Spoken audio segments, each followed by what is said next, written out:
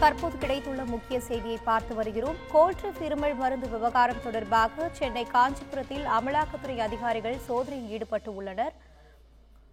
Sreesan pharma நிறுவனத்தின் உரிமையாளர் ரங்கநாதன் ரெட்டியை தொடர்புடைய இடங்களில் அமலாக்கத்துறை அதிகாரிகள் சோதனையில் ஈடுபட்டு உள்ளனர். இதுகுறித்தான கூடுதல் தகவலோடு இணைகிறார் எமது செய்தியாளர் பூபாலன்.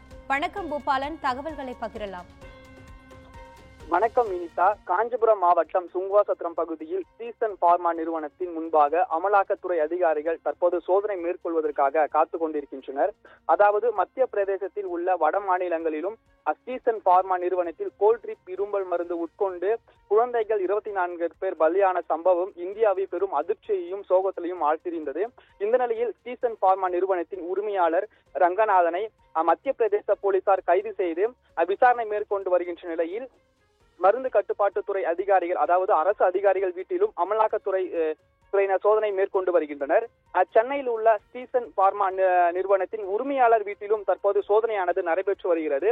இந்த நிலையில் காஞ்சிபுரம் மாவட்டத்தில் உள்ள சுங்காசத்திரம் பகுதியில் இயங்கி வந்த ஸ்ரீசன் பார்மா நிறுவனத்தின் முன்பாக அமலாக்கத்துறைகள் அதிகாரிகள் சோதனைக்காக காத்திருக்கின்றனர். ஏனென்றால் ஸ்ரீசன் பார்மா நிறுவனம் பூட்டியிருப்பதால் அமலாக்கத்துறையினர் தமிழக அரசின் வருவாய்த்துறை மற்றும் காவல்துறை அனுமதிக்காக காத்திருப்பதாக தகவலானது வெளியாகியிருக்கிறது. கீதா, தகவல்களுக்கு நன்றி பூபாலன்.